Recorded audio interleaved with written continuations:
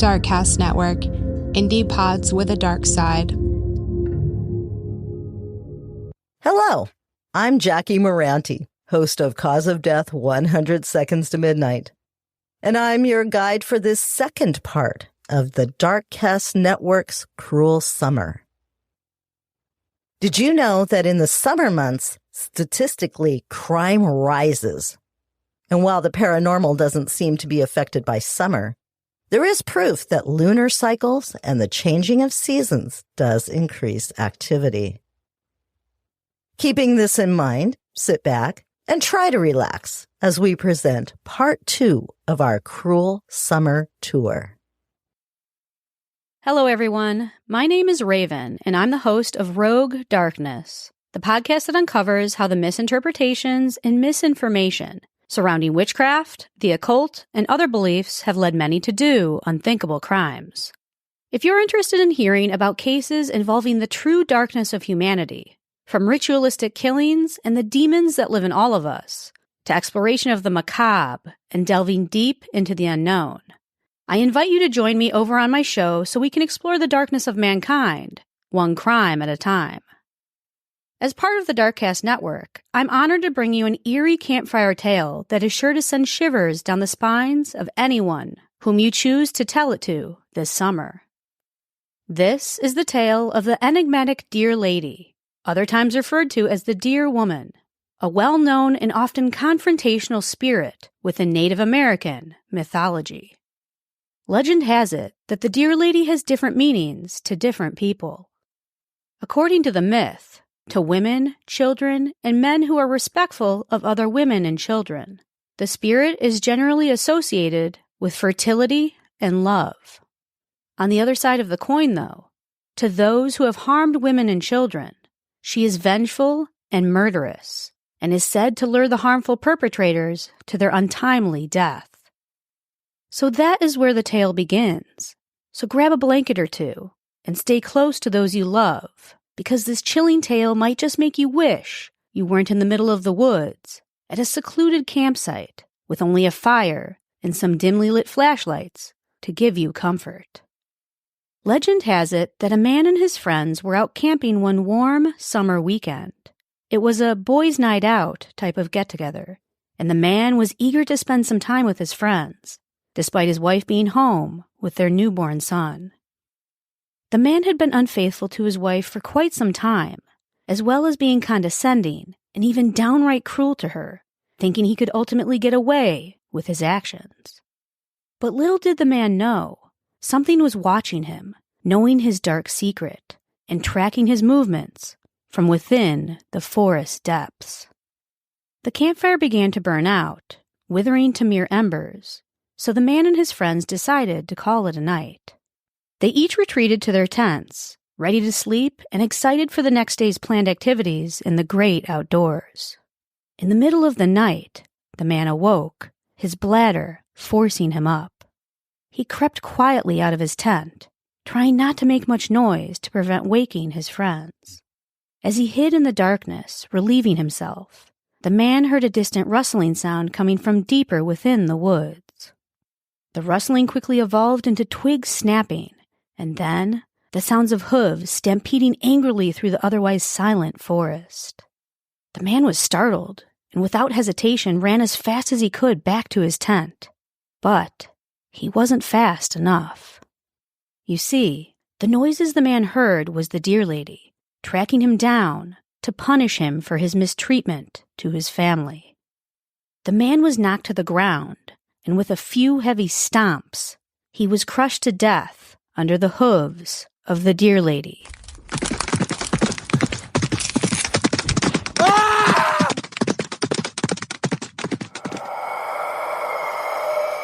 It's a truly terrifying tale told by many to warn of the dangers of harming women and children, especially those we are close to. Remember that although a story may seem unbelievable, and maybe even a mere legend, it's still a reminder of the harsh reality that every single one of our actions will be met with an equal, or in this story, an even more crude reaction. If you enjoyed this story, then be sure to check out my podcast, Rogue Darkness, wherever you listen to podcasts, to get a heavy dose of true crime with an occultist twist. And with that said, until next time. Hello, I'm Ashley from Fuck That, and today I'm going to tell you a story about how, amidst the heat of summer, darkness descended upon a small town. It is June 1989 in Stamford, New York, a small village nestled in the northern edge of the Catskills.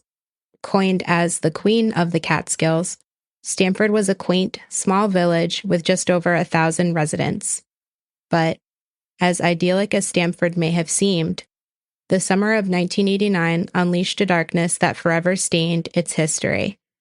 This seemingly ordinary village, where life was meant to be simple, was about to experience a tale of terror, forever etching its mark upon the collective memory of this tight-knit community. This is the story of the McDowell family murders. Robert Bob McDowell was born on February 15, 1930, and was a well-respected attorney in Schoharie County, New York. Bob was known by almost everyone within the community, and his presence commanded respect and admiration. Elizabeth Klepetar McDowell was born on December 21, 1940, in Rio de Janeiro, Brazil. She married Bob on December 14, 1964. Elizabeth was very involved in the community, and she belonged to a village improvement club, carefully weaving herself into the fabric of their idyllic existence. Together, Bob and Elizabeth had 2 sons, Eben, known as Ben, born on June 22, 1966, and his younger brother Daniel, a promising student at Washington and Lee University. Daniel was set to begin his senior year in the fall of 1989, brimming with hope for a bright future. Dr. Charles Klepetar, Elizabeth's father, was born on August 1, 1910, in Paris, France. At 78 years old, he had long retired from the medical field, but he still had a very resounding presence within the community. While the McDowell family appeared close-knit, often gathering for dinners multiple times each week, and spending time together at Dr. Klepetar's hunting cabin, the family had secrets, and within these walls of togetherness, these secrets brewed, threatening to tear apart the very foundation they each built their lives upon. At the center of the family were Ben's parents, his father Bob, a respected local attorney who held the community in his sway, his influence extending far and wide, and his mother, Elizabeth, who danced through social circles gracefully in an attempt to conceal the shadows that stained their picture-perfect household. However, as hard as Bob and Elizabeth tried to maintain the facade of a perfect family, they were slowly losing control, and in the summer of 1988, Ben's mental health began to decline drastically, and he began to get into trouble. One night, in Oneonta, New York, a neighboring town just 25 miles away from Stamford, a family was disrupted late in the evening after Ben had broken into their home. When confronted by the homeowner, Ben insisted that he knew someone who lived there. But that was untrue. Law enforcement was called, and Ben was arrested on minor charges related to unlawful entry. Interestingly, nothing was taken from the home during the incident. It was at this point that Ben's father, utilizing his legal connections, stepped in to ensure not only a quiet resolution, but to secure minimal consequences for his son. The following year, in January of 1989, an ordinary day at the hunting cabin took a sinister turn for the McDowell family, yet again. Dr. Klepetar, who was suffering from a pre-existing shoulder injury, was in the midst of splitting logs when his shoulder began to act up. Concerned for his father-in-law's well-being, Bob offered to take over the task. His son Ben, however, insisted that he needed to do it. Ben grabbed the axe from his father and began chopping wood, hyper-fixated on the task and completely unaware of the passing time. After more than enough time had passed, and after more than enough wood had been chopped, Ben's father Bob came to get him and to call him back to the family gathering. Ben, however, refused his father's requests, determined to continue to chop wood, even though there was more than enough at that point. Tensions began to escalate quickly between Ben and his father, and in a moment of unimaginable horror, Ben struck his own father in the face with the axe. Miraculously, his father survived, his voice filled with anguish as Ben pulled the axe up over his shoulder, ready to swing again. He screamed and pleaded for Ben to drop the axe. The family heard Bob's pleas and rushed to his aid. Struggling to make sense of the situation, Bob insisted that it was an accident, reassuring his family that Ben did not do it on purpose, yet again, shielding Ben from the full weight of the consequences. However, Ben was arrested and charged with reckless endangerment, but according to local law enforcement, his father Ben insisted that he did not want them to pursue charges, protecting Ben once again. As time went on, Ben's behavior grew increasingly irrational, raising even more concerns about his mental well-being. In a desperate attempt to find him help, Ben was committed to the Binghamton Psychiatric Center in 1989, located about an hour and a half away from the family's home. Isolated from his family and thrust into the care of psychiatric professionals, Ben's journey into the depths of his own mind had only just begun. While at Binghamton, Ben was diagnosed with schizophrenia, a complex mental disorder, and this diagnosis carried profound implications for Ben's future.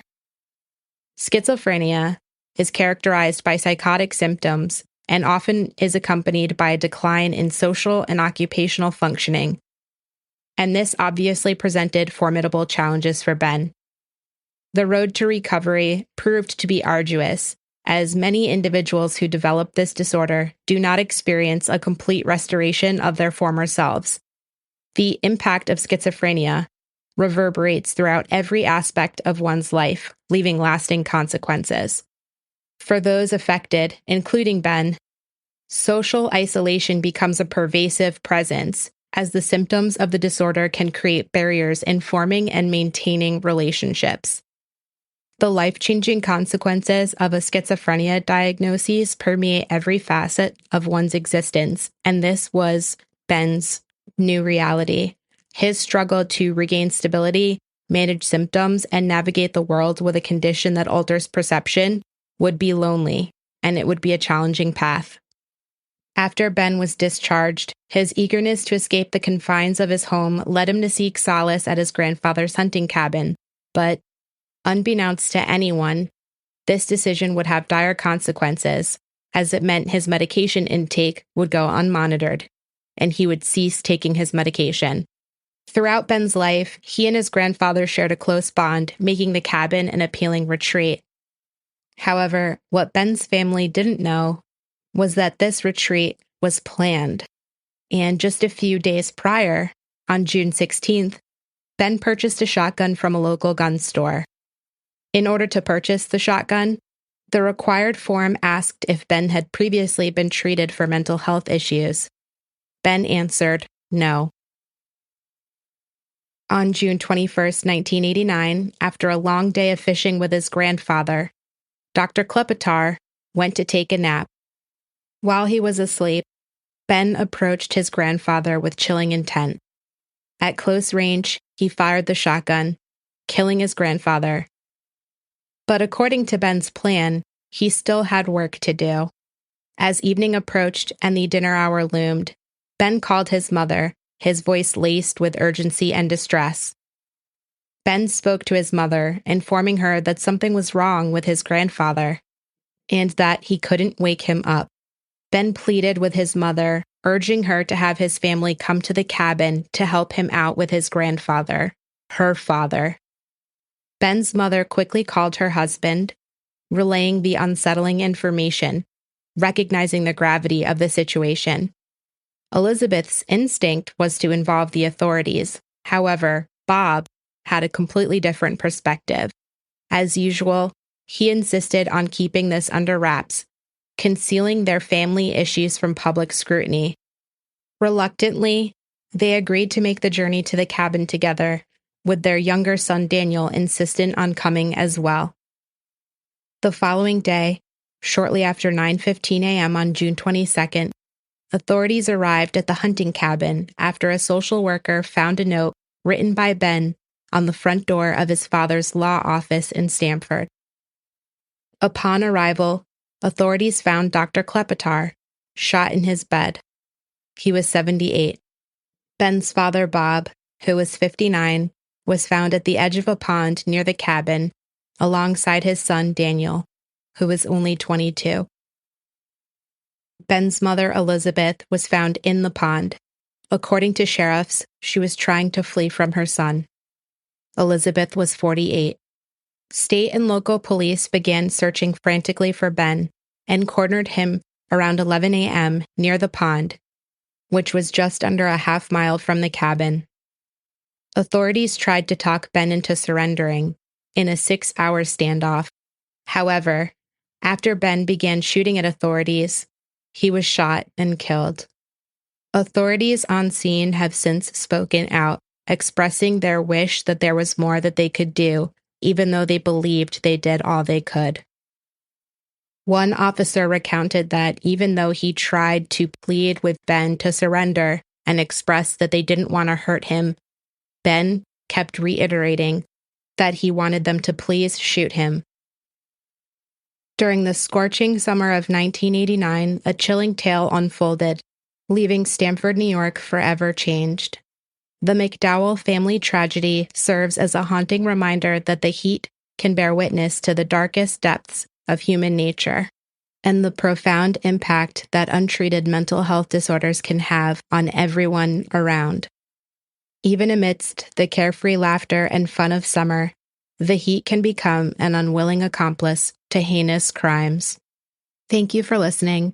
You can find more episodes and content from Fuck That, a true crime podcast, wherever you listen to podcasts. My name is DJ, and I'm the host of the Mythical True Crime Podcast, where we uncover the true crimes of modern legends with our spoken narratives that blend history, crime, and the supernatural. Today's story is one of the most infamous unsolved homicide cases in Finnish criminal history, and it went on to inspire the successful film franchise Friday the 13th. In the early morning hours on Saturday, June 4th, 1960, 4 Finnish teenagers decided to go camping along the shore of Lake Bodom. Mael and Anya were both 15 years of age at the time. Accompanying them were their boyfriends, Seppo and Niles, both aged 18. Now, sometime between 4 to 6 a.m. during the early morning hours that Sunday, June 5th, Mael, Anya, and Seppo were all stabbed and bludgeoned to death by an unknown assailant. Niles, the only survivor of the massacre, had fractured facial bones and stab wounds to his torso.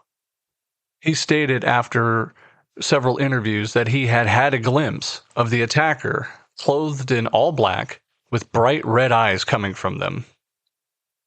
At about 6 a.m., a group of boys birdwatching some distance away had reported seeing a tent collapsed and a blond man walking away from the site.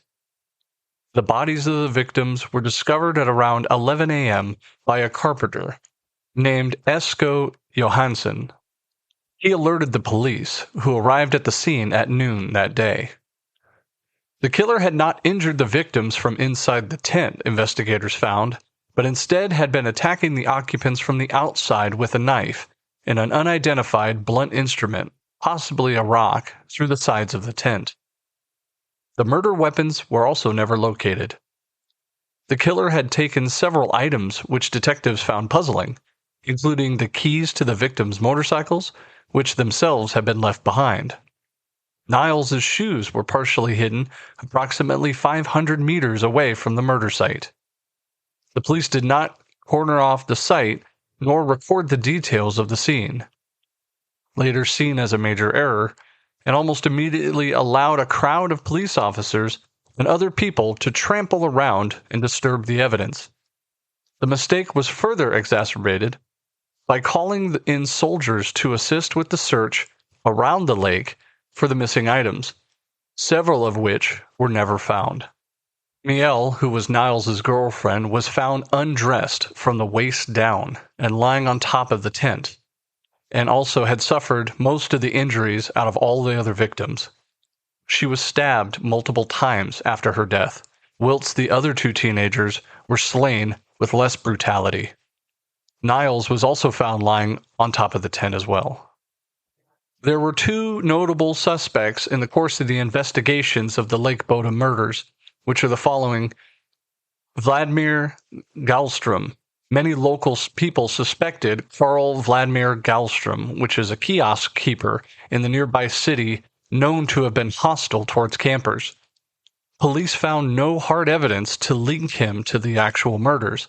They were skeptical of sort of supposed confessions that he had said, who have made them consider him to be just disturbed. He drowned in Lake Bodom in 1969, most likely due to suicide. The people in the town knew Galstrom was violent, cut down tents, threw rocks at people who came to his street, and some have even said that it was Galstrom they saw coming back from the murder scene, but were too afraid to call the police about him. The police never recovered DNA from Galstrom. A book released in 2006 brings up the theory in detail. The book also claims that the police almost immediately ignored much of the evidence that was previously unknown to the public because of the language barriers, among other things. Now, the other person was Hans Assmann. Most public suspicion focused on Hans, who lived several kilometers away from the shore of Lake Bodom. A series of popular books propagated the theory that Hans committed the Bodom killings and also other murders. It was not taken seriously by police, as Hans had already an alibi for the night the Bodom murders occurred, and was said to have been in Germany during that time of another murder. On the morning of June 6, 1960, however, he had shown up at the hospital in the nearby city Helsinki with bloody clothes. After 40 years later, in late March 2004, Niles, not suspected in the case as far as the public knew, was arrested. And in early 2005, the Finnish National Bureau of Investigation declared the case solved based on new forensic evidence.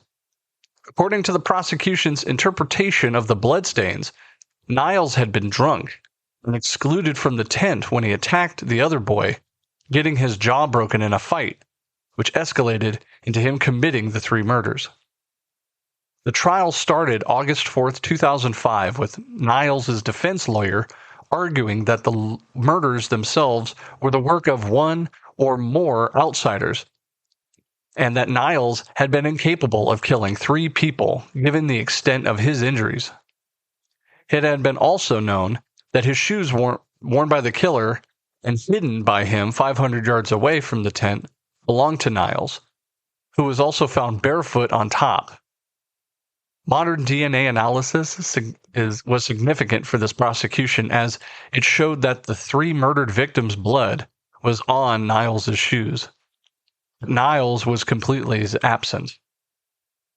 The prosecution said it followed from the lack of Niles' blood on the shoes that his injuries had occurred at a different time of the attack from the murdered victims, and that the only explanation was that Niles had committed the murders himself, then faked the theft of the items by hiding them, further injuring himself, and then went back to the tent where, at that time barefoot, pretended to be unconscious.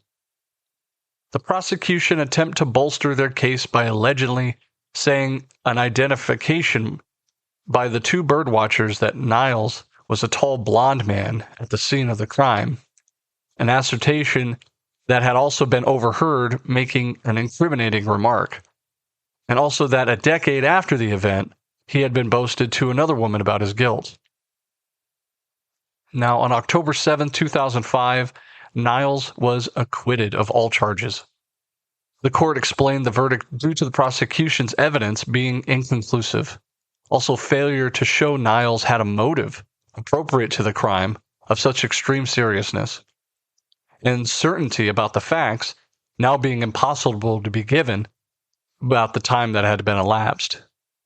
It ended with the state of Finland paying him 44,900 euros for mental suffering because of the long remain time.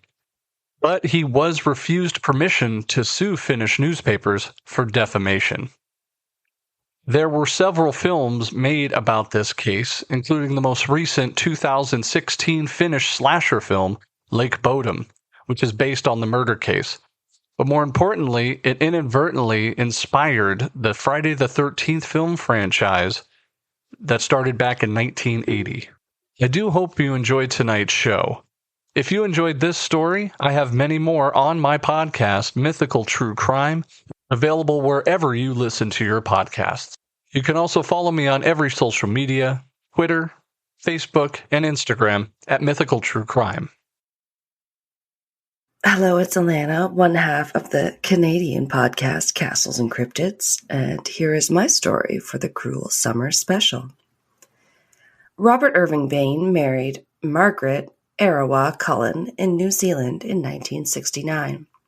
They had 4 children, starting with son David in 1972, daughter Arawa in 1974, daughter Laniette in 1976, and son Stephen in 1980. They briefly lived in Papua New Guinea, where Robin worked as a missionary teacher before they moved back to New Zealand. On the 20th of June, 1994, the whole family, minus David, were found shot to death in their home. Robin, Margaret, Arawa, Laniette, and Stephen were discovered in their Dunedin, New Zealand home, and David, at the time, was only 22, the only remaining son. At the time of their death, the parents Robin and Margaret were somewhat estranged. Robin either stayed in a caravan at the back of the property or at his place at the school where he worked.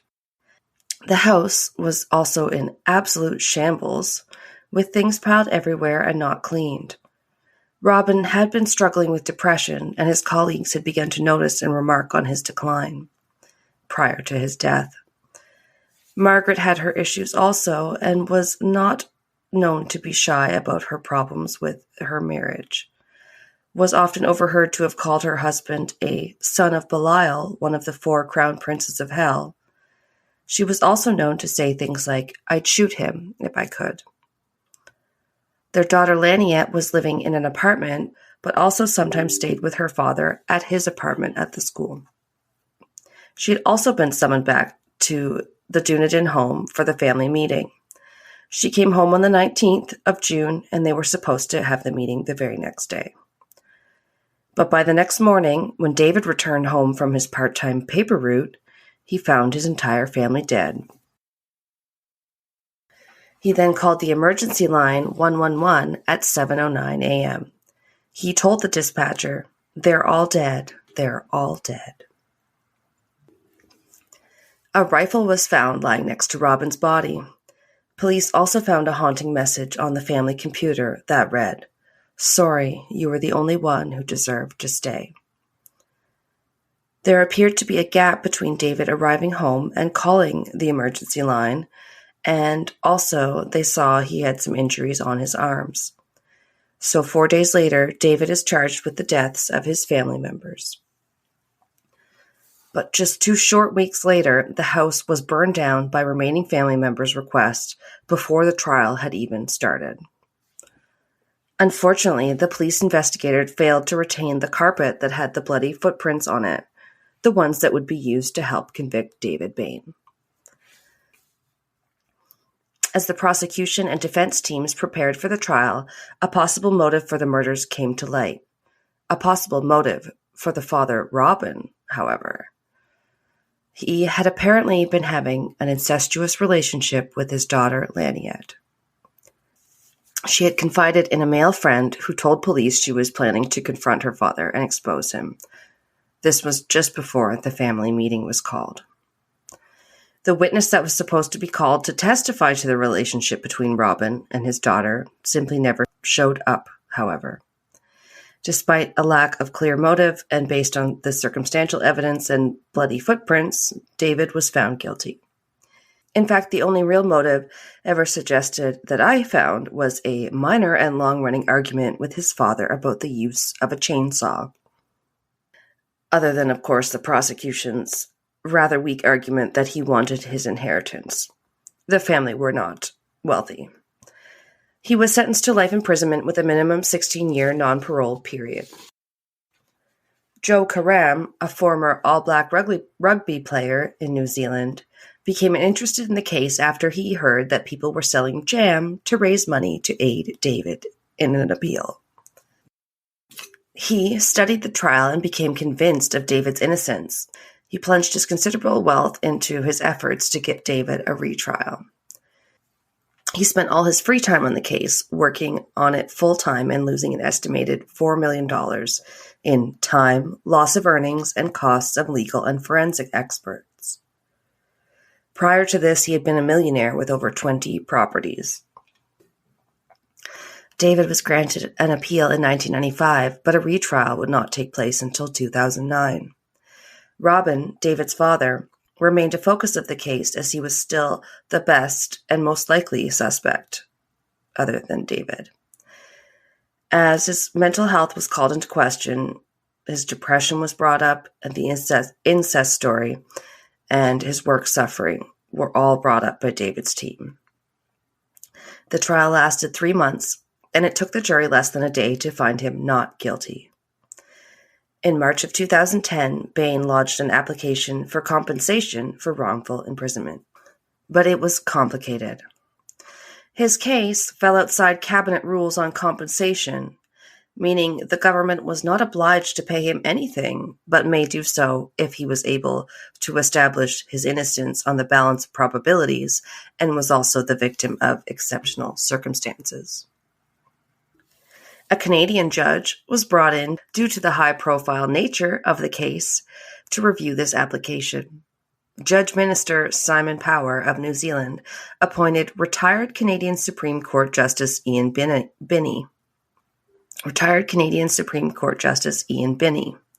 He sided with David. He concluded his review in September of 2012, finding that the Dunedin police made a number of egregious errors that led directly to the wrongful conviction.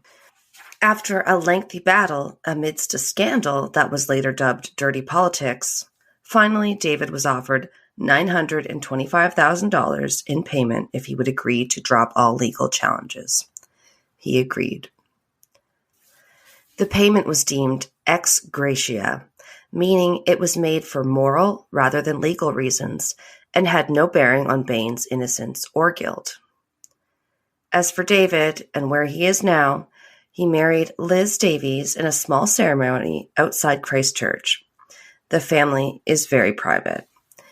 And when a teledrama called Black Hearts came out in 2020 about the Bain family case, David said he was not going to be watching it.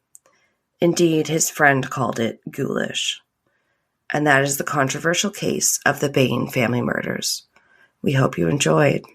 Bye, cryptic cuties. This is Kelsey from Castles and Cryptids. Today, I will be sharing the Oklahoma Girl Scout murders. The case starts on the morning of June 13, 1977, at Camp Scott in Mays County, Oklahoma. Located just 2 miles from town, Camp Scott had been operated by Girl Scouts since 1928 and was where they held their annual 2-week getaway every summer. The camp used platform tents, and camping in these platform tents was described as intimidating by many of the young campers. It was also said to be extremely dark at the camp due to the dense forest surrounding them. Just 2 months before the camp was set to open for the summer, there was on-site training happening with some of the counselors. During this training, a camp counselor discovered that her belongings had been ransacked and thrown around, and that a box of donuts that she had brought to the camp, the donuts had been stolen. Discovered inside the now empty donut box was a handwritten warning from a steno pad. The first few pages simply read, "Kill," over and over again. Then, written in all capital letters on the last page was, "We are on a mission to kill 3 girls in Tent 1. The camp counselor took the pages to the director of this training session, who simply believed that the note was probably just a prank by one of the other girls, and threw the note away. Sadly, less than 2 months later, this ominous warning would come true.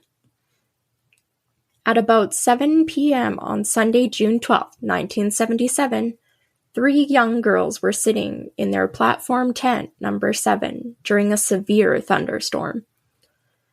Lori Lee Farmer, 8, Doris Denise Milner, 10, and Michelle Heather Goose, 9. Their tent was part of the camp's Koiwa unit, which was located the farthest from the counselor's tent and was partially obscured by the camp showers. Other campers that night later described the storm and the darkness, saying, quote, "It was the darkest dark I had ever known. I couldn't tell if my eyes were open or shut." But no one would have imagined what would be found come morning. At around 6 a.m. the next day, a girl walking to the showers saw something just off the path. It appeared to be the body of a young girl, sticking out from the top of a sleeping bag. She alerted camp counselors and the director, and soon all 3 bodies were discovered on the trail leading to that campsite's showers, about 150 yards or 140 meters from their tent. All 3 of them had been shoved into just one sleeping bag, with 2 shoved down to the bottom and the other one sticking out from the top. All 3 girls had been raped before being bludgeoned and eventually strangled to death. Investigators determined that their brutal attacks had actually happened inside of tent number 7, and that later the bodies were moved to the shower area and stuffed inside that sleeping bag. A large red flashlight was also found on top of the girls' bodies. A fingerprint was able to be lifted from the lens, but it was too smudged for any positive ID. A size 9.5 shoe print was found in blood inside of the tent. During the believed time of the murders, between 2:30 and 3 a.m. on June 13th, a nearby landowner reported hearing quite a bit of traffic on a remote road near the camp.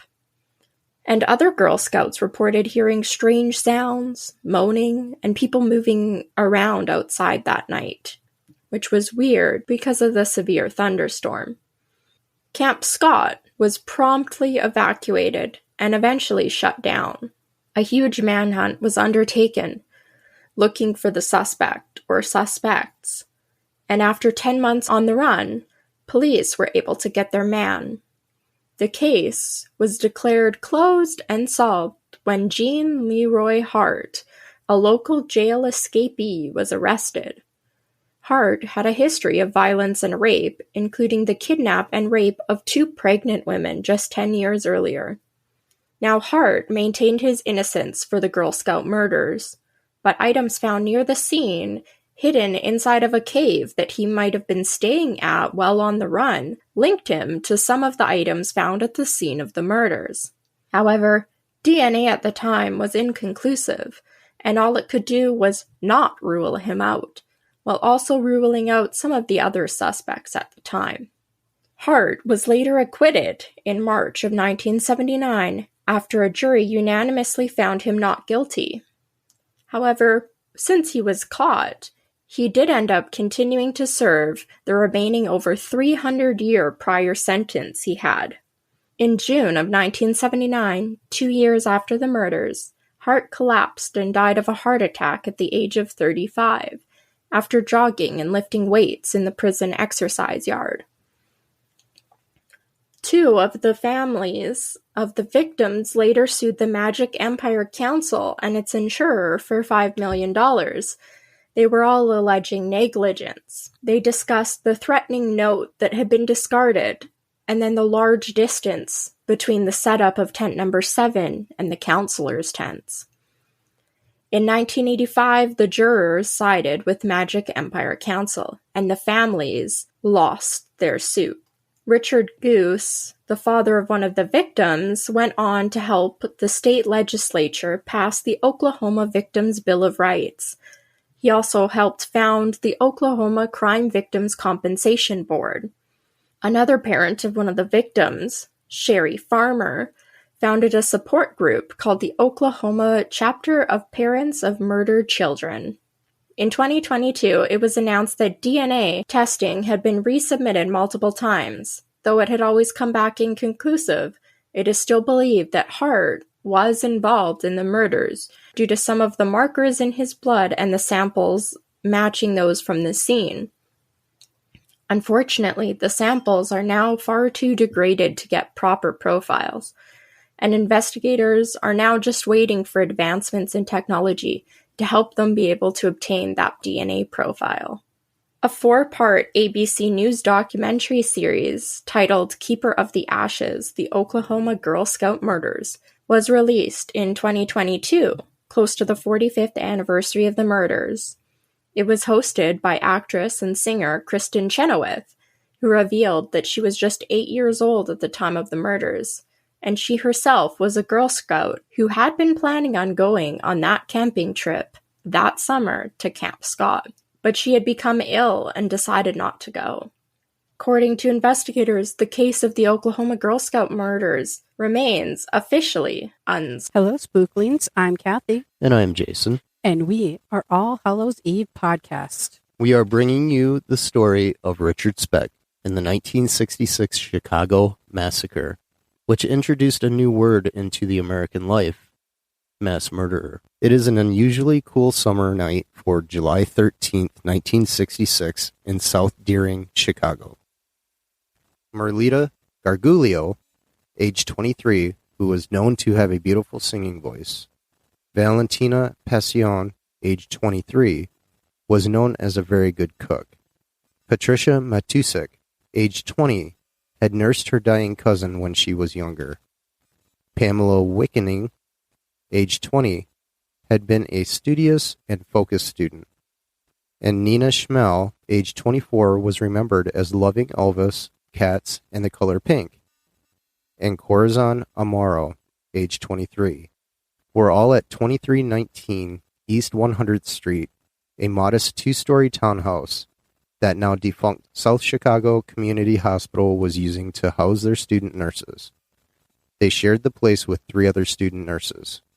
Mary Ann Jordan, age 20, she was very close with her younger brother who had Down syndrome. Suzanne Ferris, age 21, who had been planning her wedding to Mary Ann's older brother. And Gloria Jean Davy, age 22. She was the president of the Student Nurses Association, who all returned at later times later that night. At around 11 p.m., armed with a hunting knife and a .22 caliber pistol, Richard Speck broke into the townhouse through a window.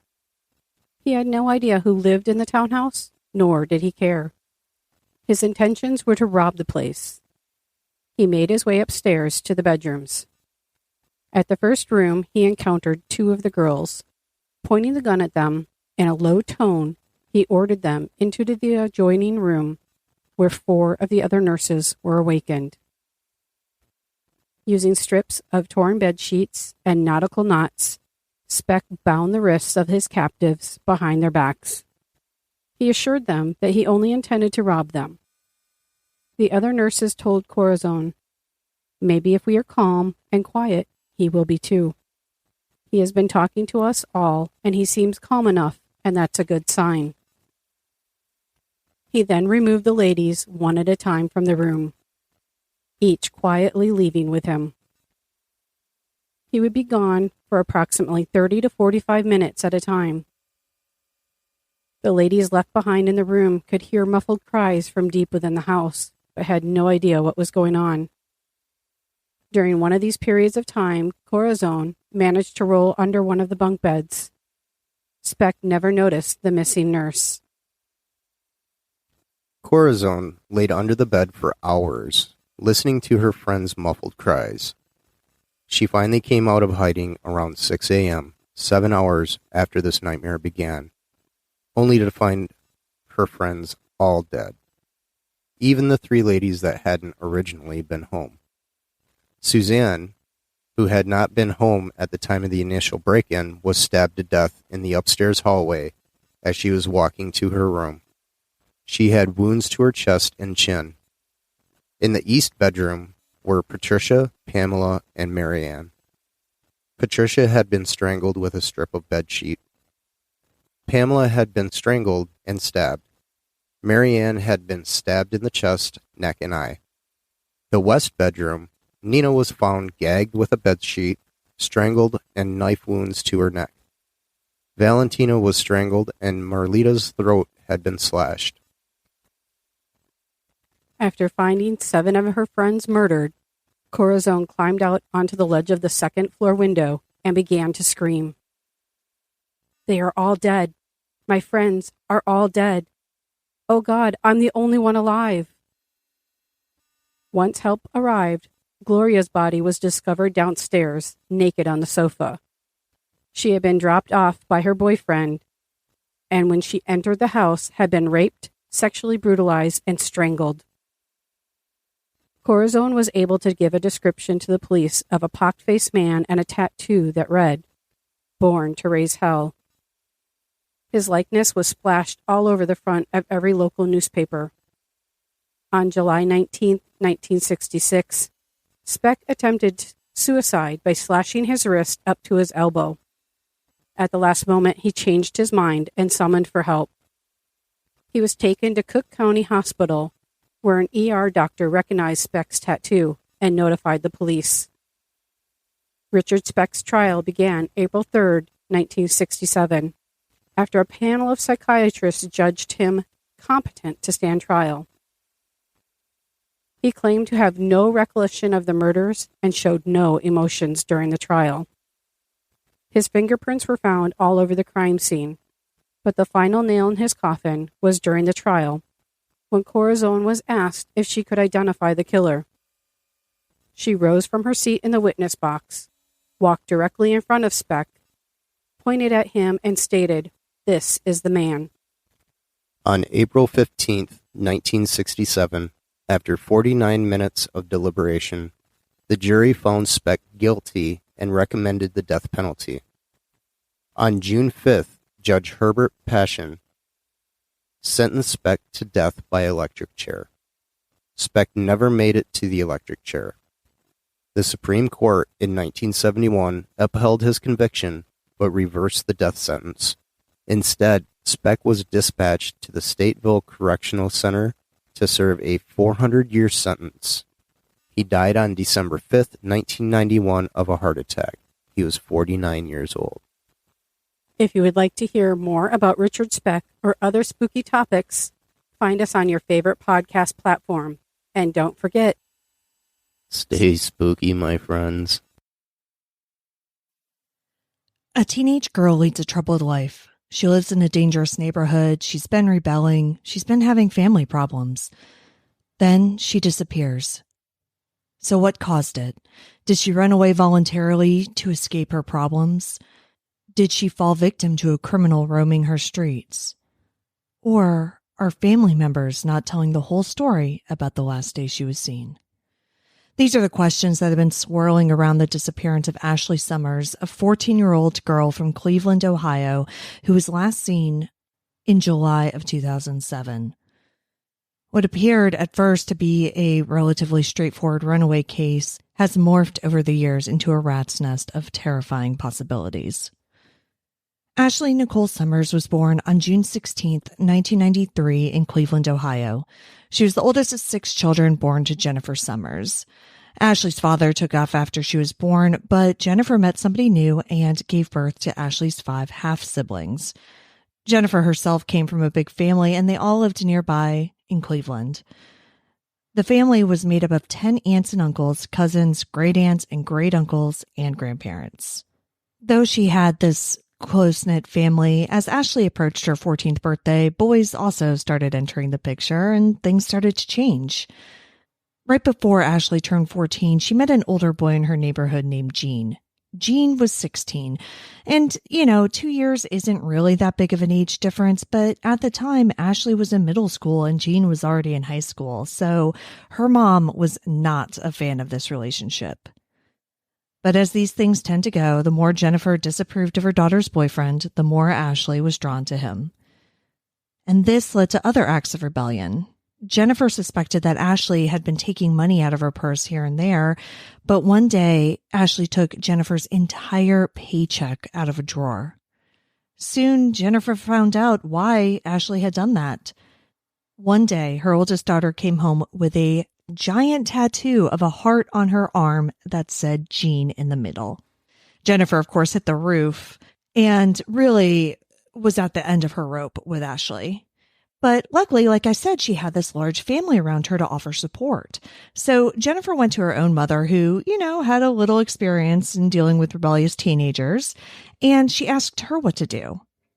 Jennifer's mother agreed that since it was summertime and Ashley was out of school, that she should move in with her for a while. Jennifer hoped that the change of scenery would help, and, Jennifer's mother also lived on the other side of town, away from Jean.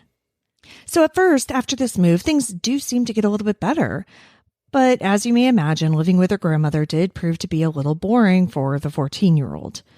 But luckily for Ashley, a ton of family lived nearby, so she just kind of started bouncing around.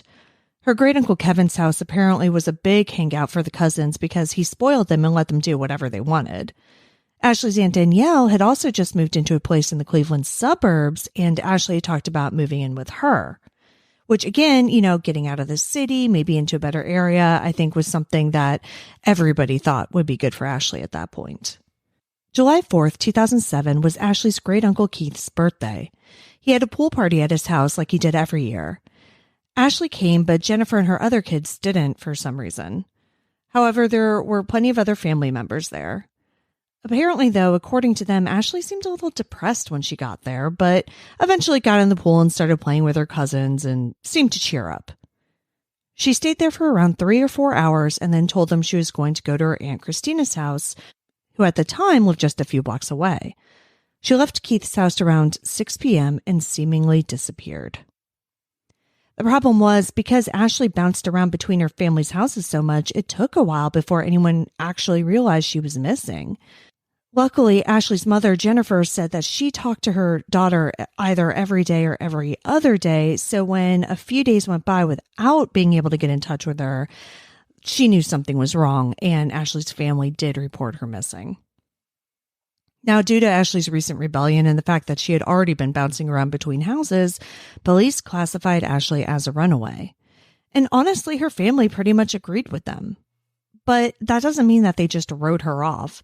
They banded together and searched the area, hoping to bring her home. While they didn't turn up any sign of Ashley, neither did police. Although that could be because it didn't seem as though police were putting much effort into the case at all. Basically, what it came down to is what we hear so often. Ashley came from a bad part of town, and even though she was only 14, they seemed to shrug her shoulders and just accept that she ran away. According to an article published in the Lakewood Observer in 2009, nearly 2 years after Ashley's disappearance, the local media wasn't very interested either. Quote, "The local media put out the family's press release, but hasn't bothered to speak with the family, nor have any of the outlets broadcasted any follow-up stories." End quote. So getting back to the idea that Ashley decided to just run away after this pool party, one of the issues is that she lost her phone that day.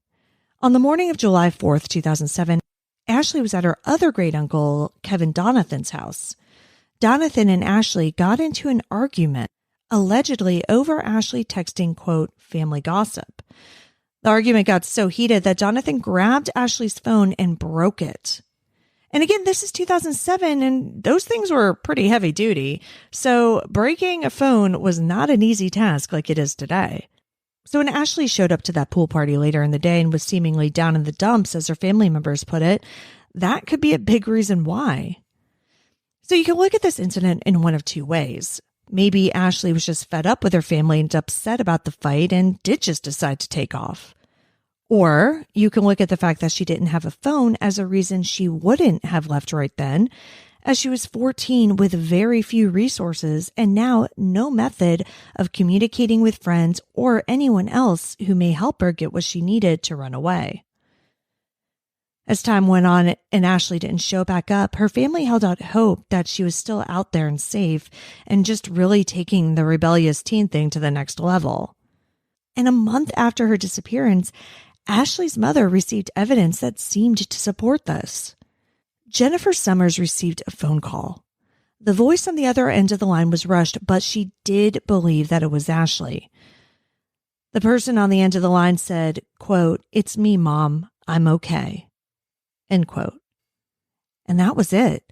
The call was never traced, and though Jennifer does believe it was her daughter, no one has been able to definitively prove that. But at this point, it does appear that Ashley, did take off. But interestingly, her boyfriend Gene, the one that she was so in love with, says that he never heard from her after July 4th, 2007, and his story hasn't changed since then. So if she did take off voluntarily, she didn't contact her boyfriend.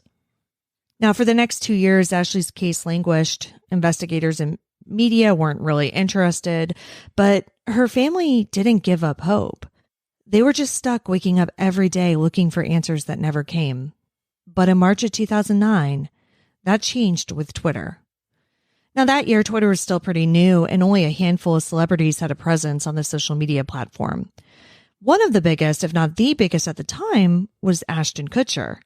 He was an early adopter and had a huge following. On March 7th, 2009, he sent out a simple tweet. Quote, "Can you please RT? Missing 15-year-old girl, Cleveland area." End quote. And he had a link. With that, all of a sudden, Ashley's case went national. Now, since people are paying attention, some important questions started being asked and connections were made. And as it turns out, Ashley wasn't the only young girl to go missing from that Cleveland neighborhood. On April 23, 2003, 16-year-old Amanda Berry finished her shift at Burger King and started the short walk home, but she never made it. The next year, on April 2, 2004, 14-year-old Gina De Jesus was walking home from school with a friend. They parted ways, and Gina never made it home. In 2009, after people started taking notice of Ashley's case, some started to wonder if the three missing girls, who all vanished within blocks of each other, were connected. According to an article on the Anderson Cooper 360 blog, the FBI was looking into the three cases as possible abductions, potentially by the same person.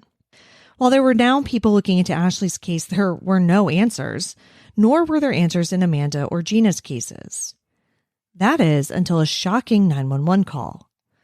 On May 6, 2013, a terrified woman called and said, quote, "I'm Amanda Berry. I've been kidnapped. I've been missing for 10 years, and I'm here. I'm free now." End quote. Amanda Berry was alive. So was Gina De Jesus. They had been held captive for the last decade by Ariel Castro in his Cleveland basement. When they were rescued, there was a third woman with them, but it wasn't Ashley. Michelle Knight had been kidnapped by Castro from a family dollar store in 2002. The three women had been beaten and repeatedly raped, and when they were freed, Berry escaped with her 6-year-old daughter, to whom she had given birth in captivity. When the three women were rescued, no one really knew what was going on or how many women were down there. The entire city, along with Ashley's family, held their breath and prayed for a miracle. But the miracle didn't come for Ashley. Castro later told investigators that the three kidnappings were unplanned crimes of opportunity. Despite the small geographical area and the similarity in the disappearances, Castro was never tied to Ashley's disappearance. He died by suicide in prison in 2013. So at this point, no one knew what to think. Ashley hadn't been heard from in 6 years, and there were really no clues in her disappearance. Though her case seemingly wasn't related to Castro's victims, the FBI did still believe that Ashley met with foul play, simply due to the length of time that she had been gone without making contact. Then, in 2015, Ashley's family thought they might have an answer. So, since her disappearance, Ashley's step-grandmother spent a lot of time on the internet getting Ashley's story out there and searching for any clues. In January of 2015, Linda was on the internet and came across a photo of a woman who looked eerily like Ashley. The photo that Linda saw was from an ATM in Warwick, Rhode Island. In the photo was a woman and a male accomplice who were being accused of identity theft, fraud, and other related crimes. Linda and the rest of Ashley's family thought it looked so much like her that they contacted Warwick police, who agreed.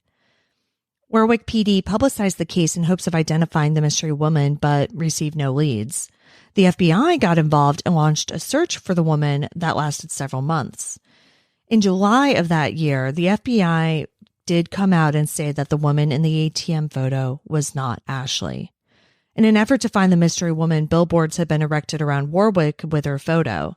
And apparently the woman's parents contacted the FBI to let them know that it was their daughter and she was known to commit petty crimes. 3 years later, in November of 2018, Cleveland police and the FBI announced that they had new information in Ashley's case that put her last known whereabouts into question. Not only that, the day and time at which she was last seen was also up in the air. Police said that they believed there were 2 additional areas of interest where she was last seen. It was at this point that they believed Ashley had been seen on July 9th near the intersection of West 96th Street and Madison Avenue. This information also led to a new search.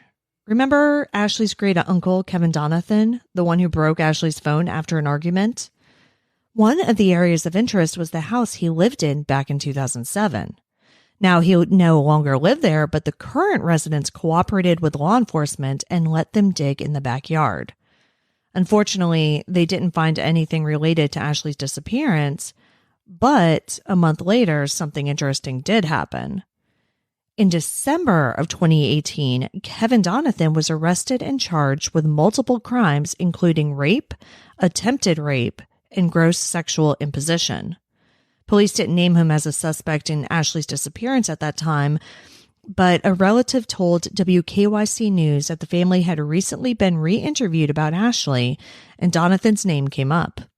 On February 25th, 2020, Donathan was sentenced to 35 years in prison. After Donathan's sentencing, Ashley's case went cold once again. But in 2021, the FBI received new information regarding when Ashley was last seen. Now, instead of the July 9th date, they believe that Ashley was actually last seen on July 8th in the area of West 44th Street and Trowbridge. A new search was also performed on a parcel of land on Train Avenue. Investigators dug and recovered what turned out to be animal bones, but no sign of Ashley. The FBI continues to look for new information in this case and released 4 locations that Ashley had been known to frequent prior to her disappearance: the 2100 block of West 96th, the 3800 block of West 23rd, the 1100 block of Holmden Avenue, and the 3400 block of West 44th. As this airs, it has been 16 years since Ashley Summers has been seen. Her family is still actively searching for answers, and authorities still firmly believe that there are people who have information about Ashley's disappearance who have yet to come forward. Ashley Nicole Summers has been missing since July 8th, 2007. She was 14 at the time. She would be 30 years old today. Anyone who has had an interaction with Ashley or has possible knowledge of what may have happened to her is asked to contact the Cleveland FBI at 216-522-1400. You can also make a tip at Crime Stoppers at 25crime.com. There is a reward for information in her disappearance. Thank you for listening. If you want to hear more stories of unsolved missing persons cases, make sure you tune in to And Then They Were Gone, hosted by Coney Gallagher and Ethan Flick. And in the meantime, enjoy the rest of these cruel summer stories. We all hope that you enjoyed this 2-parter of cruel summertime stories, researched and recorded just for you by the dark-minded folks at the Darkcast Network. Be sure to check out all the fantastic shows at Darkcast Network by going to www.darkcastnetwork.com. Then please subscribe, rate, and favorably review our shows. Thanks so much for joining us. Be careful out there. Life is